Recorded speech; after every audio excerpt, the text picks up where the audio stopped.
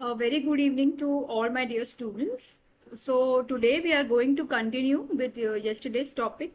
That was a beautiful poem.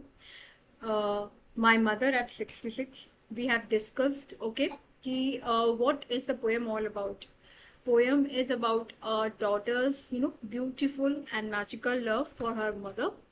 Generally हमने ये देखा है कि जनरली हमने ये देखा है कि बहुत सारी स्टोरीज बहुत सारी पोम्स लिखी गई हैं that about parents love for their children okay but here a daughter is exploring the love for her mother and the fear that is associated with that love.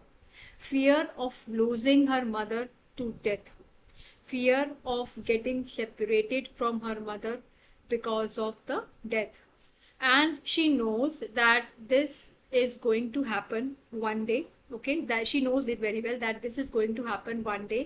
So she is in a state of you can say fear, and that fear and that longing to be with her mother is something, it's a childhood feeling, as she says in the last lines. Familiar ache means pain. Okay, that means that this kind of pain is and this pain is not body related to bodily pain. Okay, this pain is related to heart, emotional pain, that you can say. So she is feeling that emotional pain, that emotional twinge in her heart. Why? क्यों? Because जो उसका childhood fear है, वो fear वापस वो revisit करती है.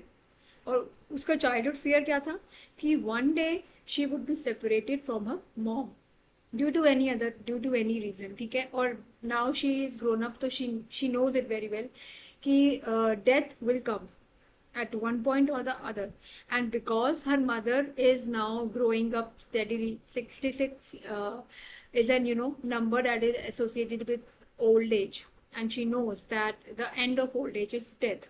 कि old age का जो end है वो death ही है. तो जो पोएट है उसके लिए ये चीज़ बहुत इमिनेंट है कि पता नहीं नेक्स्ट टाइम जब वो वापस आती है तो whether she would be able to see her mother alive. तो उसके लिए ये एक बहुत ही बड़ा ट्रोमैटिक एक्सपीरियंस है that she has shared through the poem. And one thing is that all these thoughts are growing in her own mind. Okay, they are going on in her own mind, as I had discussed yesterday also. So we can say that the poem is in the form of a dramatic monologue. Okay, about this we will discuss in detail later on also. लेकिन हम अभी इसमें ये कह सकते हैं कि जो ये पोम का जो स्टाइल है, जैसे कि हमने कल डिस्कस किया था कि पूरी पोम में कहीं भी फुल स्टॉप नहीं यूज किया है, कहीं भी एंड ऑफ सेंटेंसेस नहीं है. पोम एक फ्री वर्स है और एक कॉन्वर्सेशनल स्टाइल में है. ठीक है. और कॉन्वर्सेशन किसका हो रहा है? पोएट का कॉन्वर्सेशन खुद से हो रहा है. यानी कि उसने अपने जो थॉट्स हैं, जो भी उसके अंदर जो चल रहा है, ट्यूमिल्टस मतलब कि बहुत ही what you can say, मतलब high and low frequency के thoughts चल रहे हैं. At one point she is worried when she sees her mother sleeping like her dead body, and the other time she tries to look outside the window and wants to find out the youth, energy and life. तो ये जो बहुत ही tumultuous train of thoughts चल रहा है poet के mind में, ये सारा कुछ वो अपनी मदर को कन्वे नहीं करती है, जिसके रीजंस हमने भी कल डिस्कस किए थे. वो क्यों कन्वे नहीं करती है? Because one, she doesn't want to make her mother worry. Okay, कि she doesn't want to show, she doesn't want to tell her mother कि किस तरीके के थॉट्स उसके माइंड में अराइज हो रहे हैं उसमें. And the other is all I did was smile and smile and smile. So she just smiled just to hide her fears and tears. Okay, both fear of losing her mother and tears that she was feeling from within. Outwardly उसके face पर tears नहीं है, but अंदर से उसको लग रहा है कि that she would B crying eight seeing the condition of her mother. जो डेटोरिएशन हुआ है ओल्ड एज के कारण, that after seeing that deterioration. और ये डेटोरिएशन ना सबके लिए कॉमन है. ओके, सो आप ये कह सकते हैं कि जो ये पोम है ये यूनिवर्सल इन नेचर है. ठीक है. जो पोम जो भी फीलिंग्स शेयर कर रही है, that are universal and that are common in nature. Okay, the feelings expressed है आर यूनिवर्सल. मतलब ये हर बच्चे का फियर होता है, हर बच्चे को ये डर होता है कि कभी वो अपने पेरेंट्स स्पेशली मदर्स से सेपरेट ना हो एट वॉट एवर एज में, ठीक है. Firstly, when the poet is now, this is just as an explanation that has I had included so that whenever you are revising the concept, you can have a look at the explanation. Although we have discussed all the things in the last class, so she makes a use of similes. Also, she compares her with the corpse. Okay, and then simile is a figure of speech to show comparison. As you can see, that to show comparison between a mother's face and a corpse. तो ये एक important questionable thing है जो आपको as a question आ सकता है, ठीक है. इट कैन बी आस्क्ड कि व्हाट सिमिली या which simile is being used by the poet to describe her mother. Fine. And then pallid face, we have discussed it yesterday. Pallid face, pallid again means deathly. Okay, that जो death पर एक silence हो और एक वो जो अजीब से एक्सप्रेशन जो होता है ना उस एनवायरनमेंट में वो अभी पोएट इस समय फील कर पा रही है अपनी मदर को इस तरह से देखकर, ठीक है. Here the poet shows the typical love and affection which is present in a mother's and daughter relationship. Okay, the poet is pained. This is another thing. Loss of pain is here again, and that's why she shifts her attention to outside the car to look at the more bright sides of life. So again, there is again a kind of poetic device being used. That was personification, जो हमने कल discuss किया था. Sprinting trees. Sprinting trees is running trees. ठीक है. Trees ऐसा लग रहा है कि भाग रहे हैं, but actual में वो अपनी place पर ही है. They are not running. So a quality of running person is being infused in the trees. तो इसलिए वो वहाँ पर poetic device कौन सा है? Personification. And in the end, she is encircled with the fear of losing her, and that has made her insecure. So that's why she repeat this thing, smile and smile and smile. But actual में the smiles are of the smiles related with pain. ठीक है. जो smiles हैं वो pen से related है. मतलब ऐसा नहीं है कि she is smiling with her heart. No, that is not the case. So this is again the summary of the poem. ठीक है. ट्वाइलाइट ऑफ ईयर स्ट्राइक्स, ये एक अच्छी समरी फॉर्म में है. And you can use this word that this is about the pome. Twilight of years. Twilight of years again means what? Old age. ठीक है. when you are in your old age. So this is a good phrase that you can use. हर जगह मतलब old age ना use कर आप इस तरीके से use कर सकते हैं. Twilight of years. Okay. Strikes her again. Simile is used to compare her mother with the late winter's moon. और ये late winter's moon की simile भी use हुई है. यानी कि दो similes poem में use हुई है. Right. The one was with the dead corpse and the other is late winter's moon. Late winter's moon से क्या था कि like a a moon, a winter moon especially when it is covered, when it is hidden by fog and mist. तो जो उस moon की beauty होती है, the glow, the beauty and the charm of that moon is not visible to anyone. Similarly, the old age has obscured her mother's glow and charm. जो उस mother की vitality और एनर्जी थी वो अब उसकी मदर की ओल्ड एज ने hide कर लिया. That is what she means. Okay, so this is a very apt simile that she has used. Now she is feeling the pain of separation. So this is another one of the important things that has been discussed, the pain of separation. हालांकि the mother is there with the daughter right now, but even then she is feeling the pain of separation.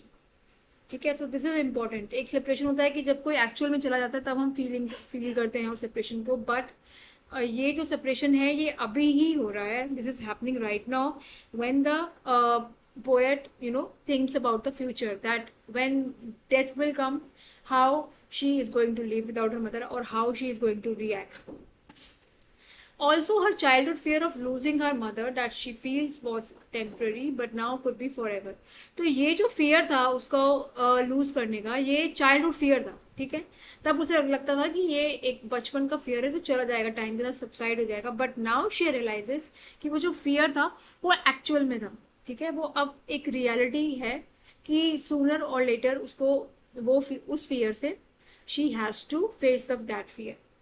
She bids farewell to her mother and keeping her hope of seeing her alive again. But as we say कि जो human tendency होती है हमारी, ठीक है, हम negative 24 hours negativity में भी cannot be, ये human tendency है. तो अपने आप को positive रखने के लिए she feels कि next time जब मैं मेरी mother से मिलूं तो she is alive.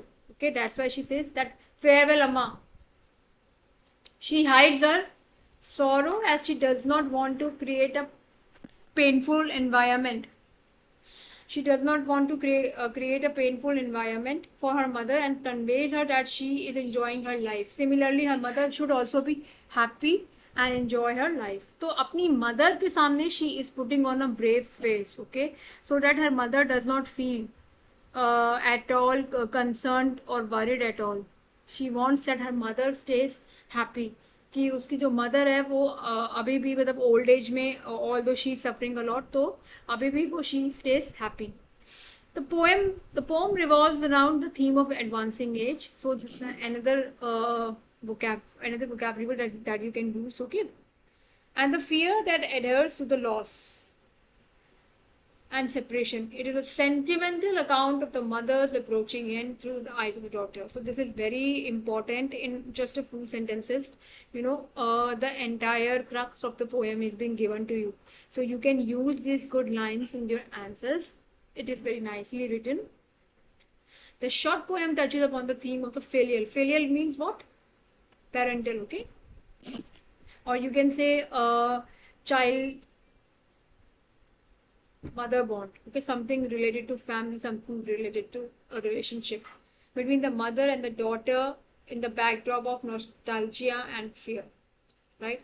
So these are very good lines that you can use it upon. Now having a look at some of the important questions, और इन important questions को जब हम discuss करेंगे तो उसी में जो हमारी themes हैं अगेन वो हम उनको रिवाइज कर लेंगे, हम उनको टच अपॉन कर लेंगे, ठीक है, जो थीम्स हैं एंड देयर पोएटिक डिवाइसेस और किस तरीके के क्वेश्चंस आप इस पोम से एक्सपेक्ट कर सकते हैं. Like you can get a reference to context also. तो उसमें तो that means that you have to read and you have to understand all the lines carefully, क्योंकि इसमें पोम में कोई ऐसे कैरेक्टर्स ही नहीं है.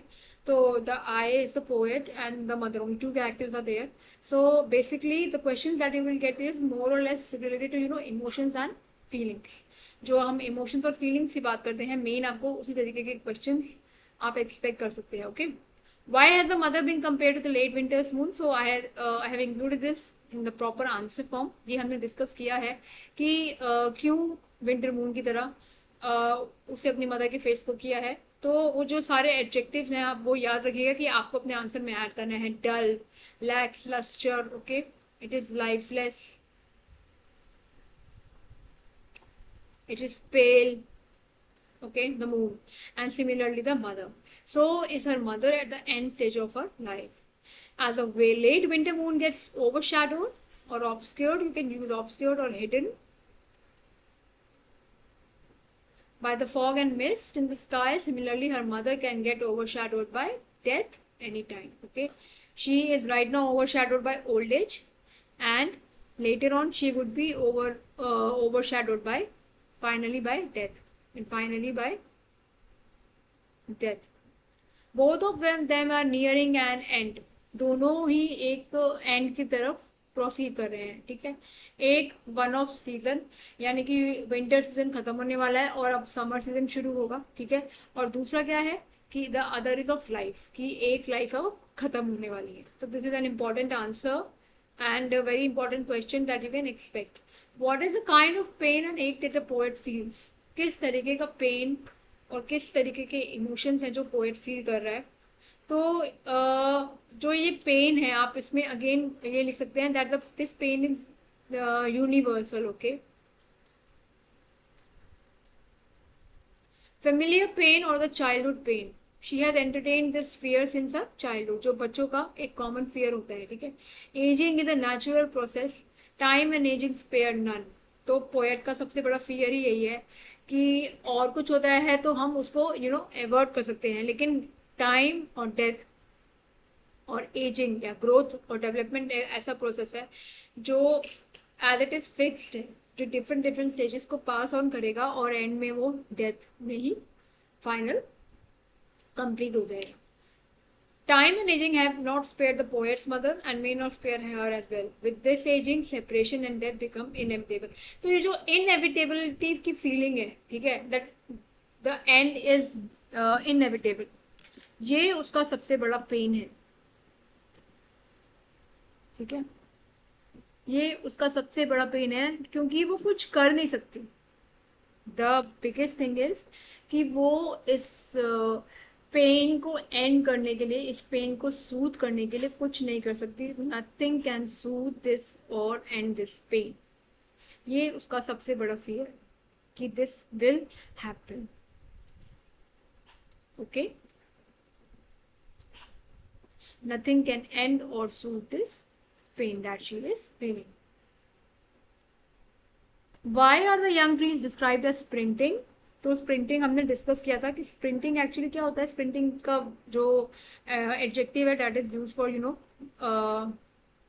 Running thing. ओके, लेकिन the poet is driving to the Cochin airport when she looks outside the young trees seem to be walking past them.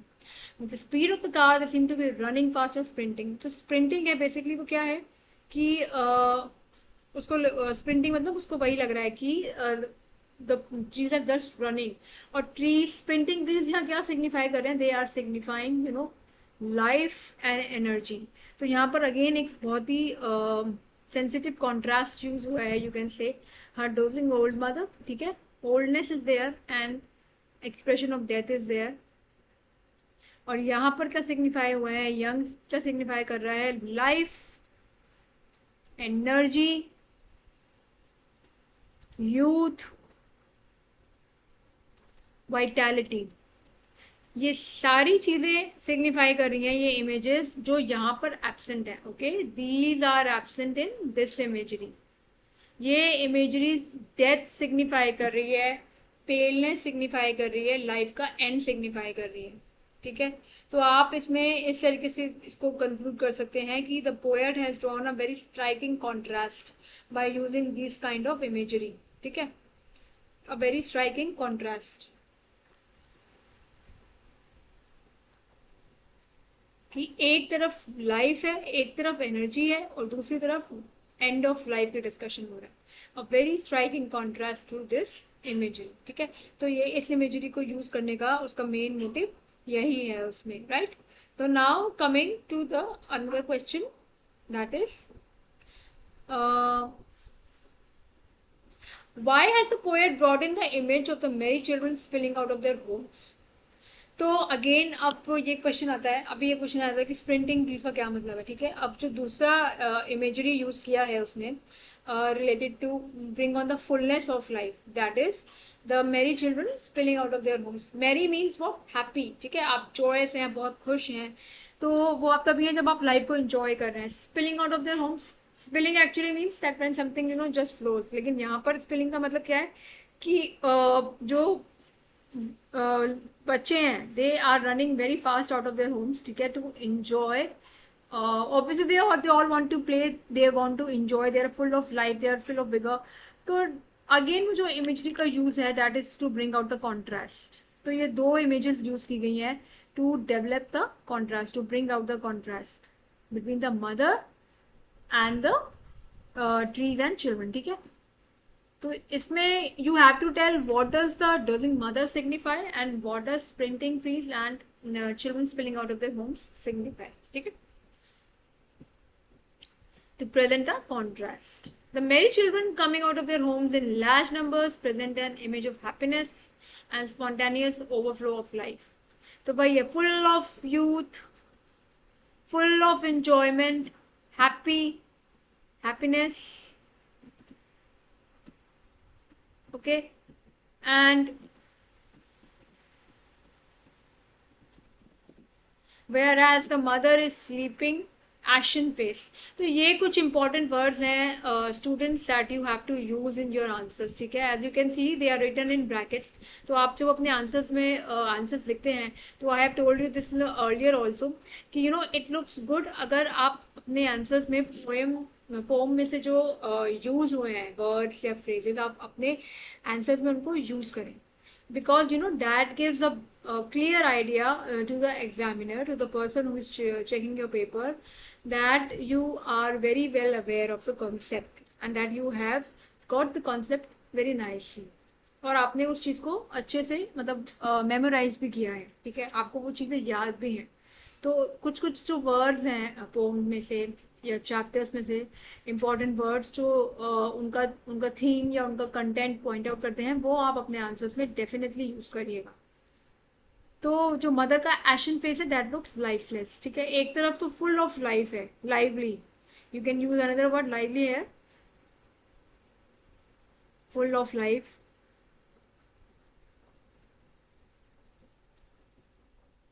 Lively. And एक तरफ क्या है, another with ashen, okay, lifeless, completely pale, like a corpse. तो ये COX word है, एशन है, dodging है, ये सब मदर के लिए यूज हुआ है। और बाकी जो merry children, spilling, sprinting breeze, that is use for life, जो अब उसकी मदर के पास नहीं है बहुत ज्यादा। The mother is an symbol of ageing, decay and passivity. वो सारी इमेजेस का ऑपोजिट, तो लाइफ से रिलेटेड इमेजेस हैं, उनका ऑपोजिट है मदर। मदर और उस मदर का एशन फेस, तो you can use this that image of ageing, decay and passivity. तो contrast to two images enhances the poetic effect. तो वो जो स्ट्राइकिंग एक कॉन्ट्रास्ट आता है उसे जो पोएम की थीम है वो बहुत अच्छे से प्रेजेंट होती है, ठीक है, that's why she has used. Why has the mother been compared to late winter moon? This I think we have discussed. We can have a look if anything else is being left to discuss. She has lost her shine and strength of youth. Her shrunken ashen face resembles a corpse. ये mother के बारे में बात हो रही है, ठीक है। और जो विंटर मून होता है वो भी हेजी और ऑब्स्क्योर लगता है, वही मैंने जो हमने बताया था, शाइनलेस, ओके। जो फेस, जो मून का ग्लो होता है, जो मून की वाइटनेस और ब्राइटनेस होती है, that is not there in the late winter's moon. Similarly mother की एज में, मदर के फेस में अब वो ब्राइटनेस नहीं है, ठीक है। तो ये वर्ड आप यहाँ पर आ रहे हैं, shine and strength, you can you should use this word. Then the lack of brightness,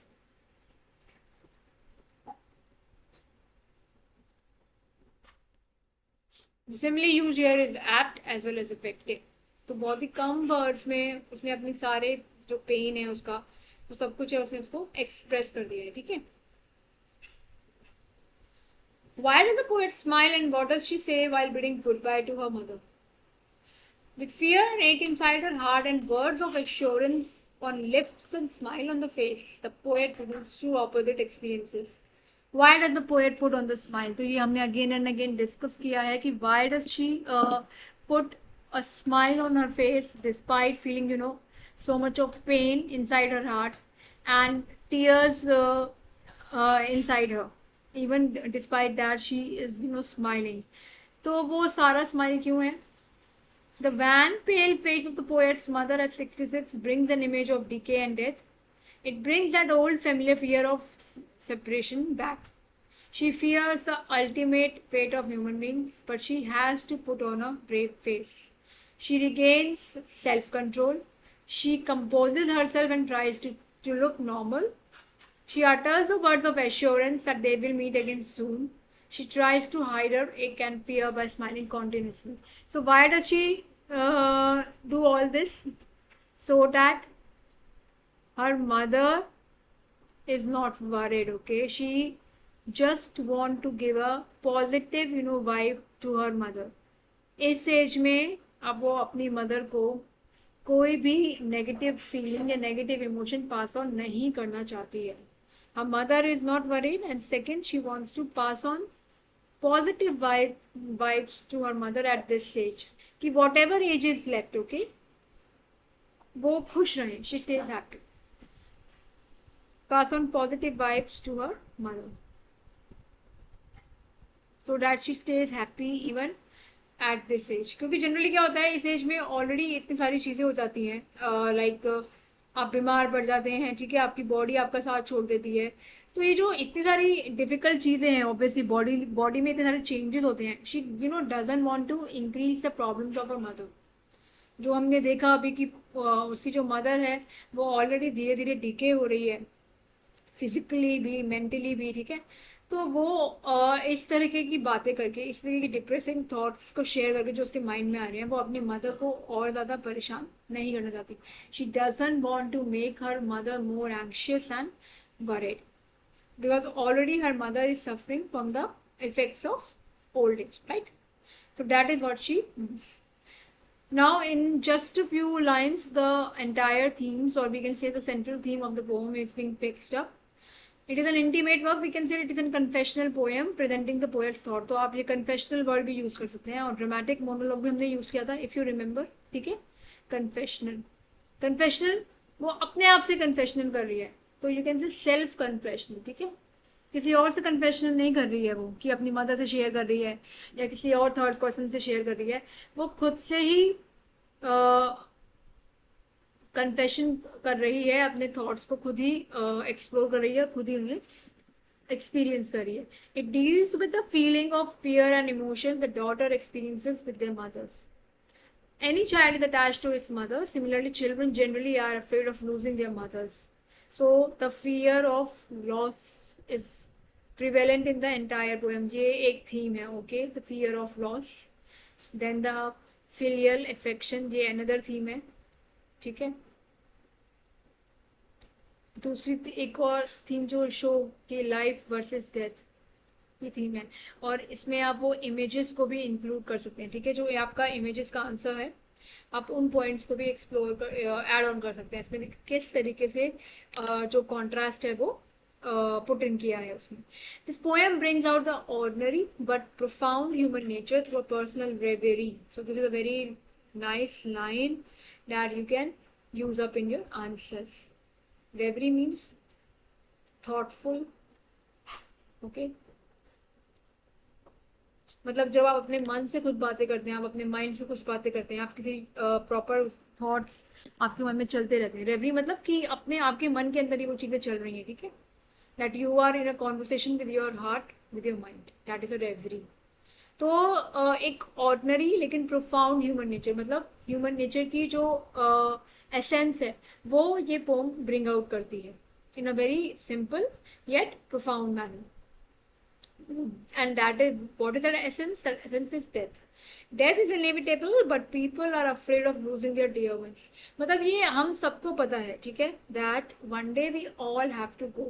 लेकिन जब भी अनफॉर्चुनेटली जब भी हमें ऐसी सिचुएशंस को फेस करना पड़ता है, तो we lose away all our common sense. मतलब हमें it's very difficult for us to accept. मतलब अभी तो the poet's mother is with her. Even then, she is not able to come properly to the this thing that one day her mother will be away. So that is such kind of what we can say, that the kind of role that death plays over human emotions. मतलब death सबको पता है कि inevitable है, death सबको पता है कि एक रियलिटी है, लेकिन उसके बावजूद हम डेथ को, और specially death of a person with whom we are connected, like as I said yesterday, कि the mother is the lifeline of a child, okay. जो मदर है वो लाइफलाइन होता है, और चाइल्ड उसका सेंटर होता है मदर की लाइफ का.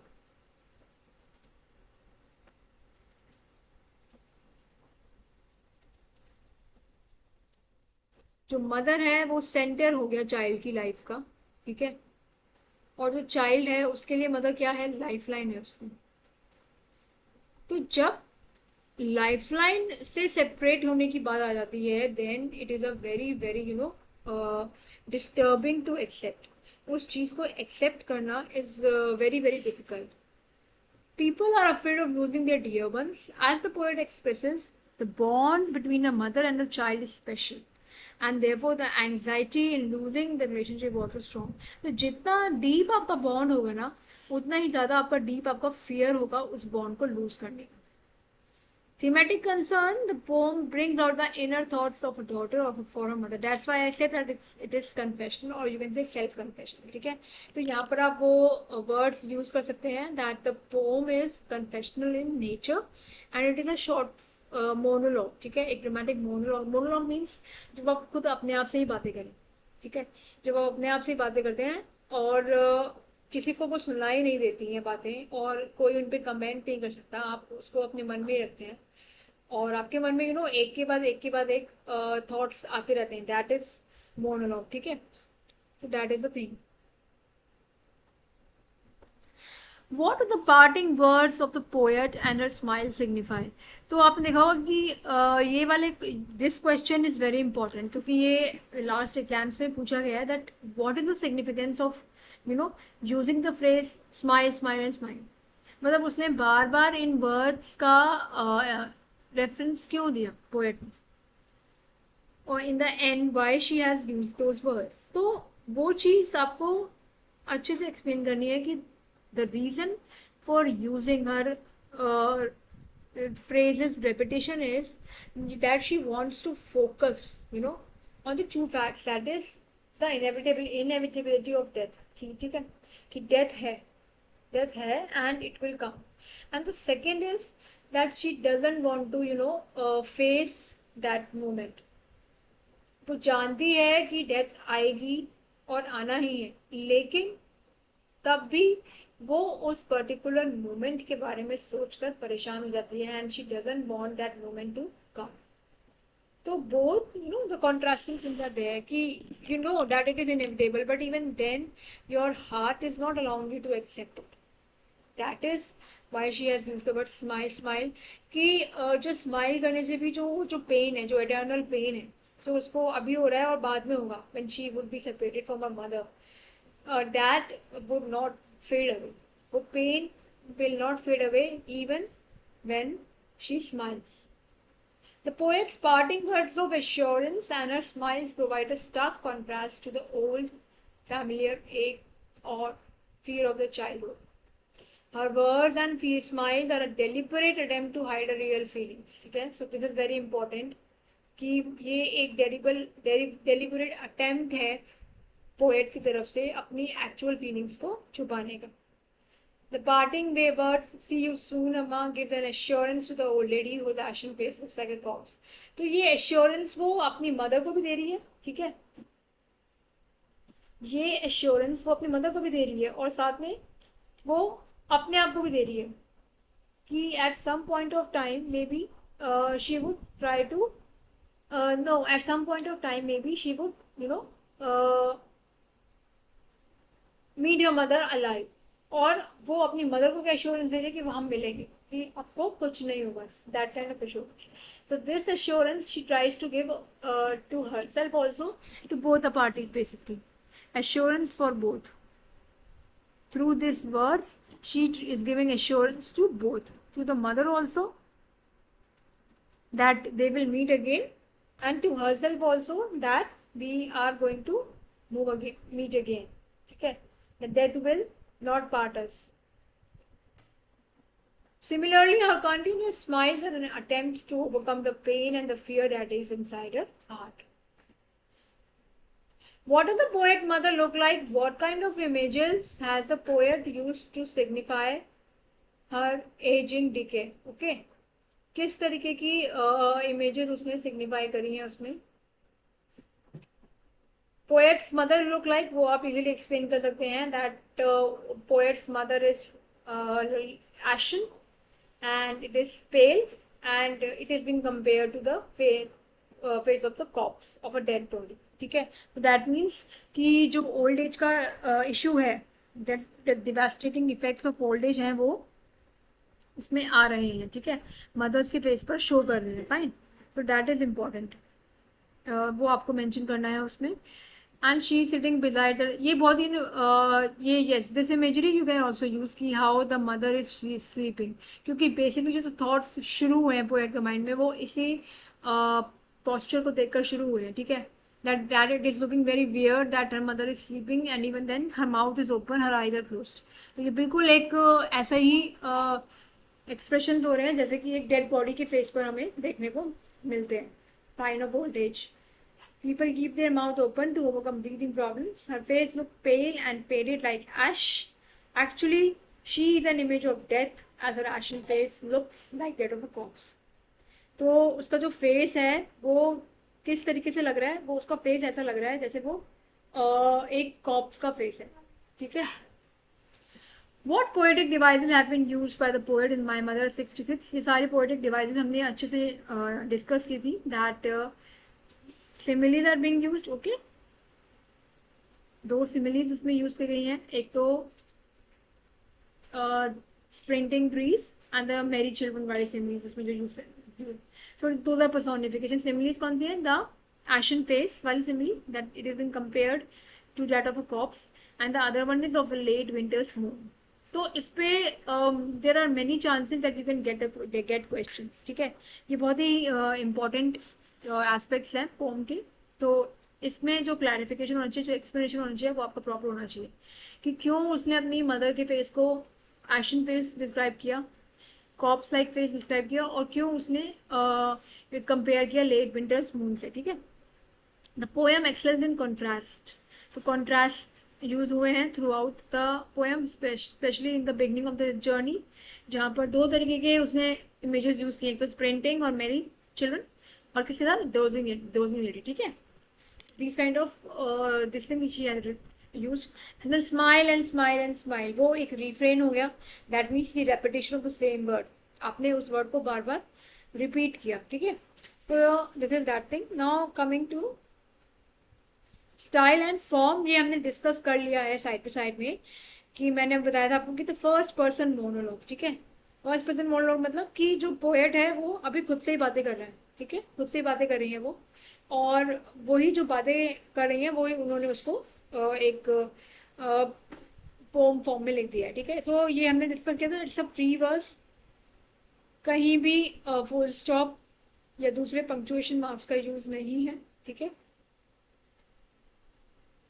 कॉन्वर्सेशनल है, लेकिन वो कॉन्वर्सेशनल क्या है? सेल्फ कॉन्वर्सेशनल है। तो आप इसको कैसे लिख सकते हैं? That it is self conversational, ठीक है। और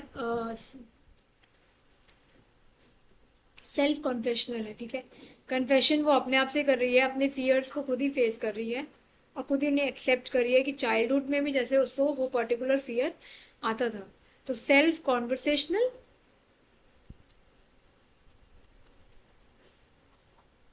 and confessional, that is also again self confessional, ठीक है। so you can use these particular words to explain the style and the form of the poem. The language is conversational, the arrangement of the lines is free and fluid. ये हमने अभी सारा discuss किया है उसमें कि किस तरीके की लैंग्वेज यूज हुई है। लैंग्वेज इज वेरी सिंपल, ठीक है, कहीं भी कुछ भी ऐसा नहीं है कि difficult words are being used. तो this you can write it down, that simple yet profound with a deep meaning, okay?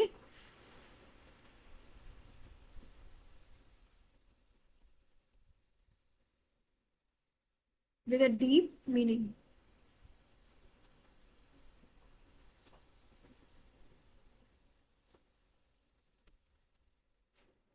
And a very, fantastic and amazing portrayal of a human relationship, especially presentation of.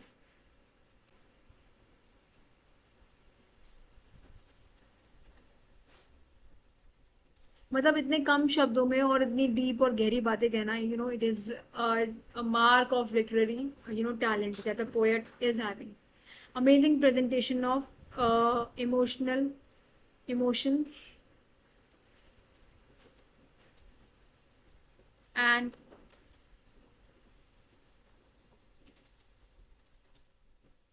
sensitive feelings। मतलब इतने ही कम word में आप जब अपने feelings को और अपने emotions को एक्सप्रेस करते हैं, तो that is a very very good quality. So this completes your poem My Mother at 66, and I hope you enjoyed reading it, and it would definitely take you down the memory lane, and you would also uh, where you would also be able to place yourself in the place of poet। मतलब आप खुद को भी poet की जगह रख कर और इस चीज़ को एक्सपीरियंस कर सकते हैं, आई एम श्योर। क्योंकि मैंने भी अभी जैसे ये पोएम पढ़ाई और एक्सप्लेन करी, तो मुझे भी वो deep and profound feelings I could feel. Because we all have parents, and the fear of losing our parents is the biggest fear that we have to face.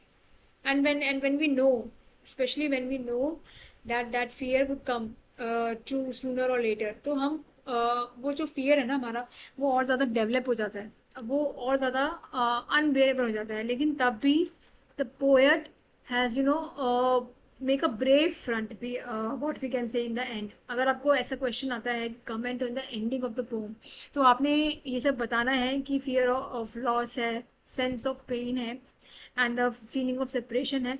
But आपने उसमें एक ये भी ऐड करनी है sentence, that the poet despite of feeling all this myriad of emotions जो उसके दिमाग में चल रहे हैं, she has shown herself to be a brave person. ठीक है, a brave person at life's front.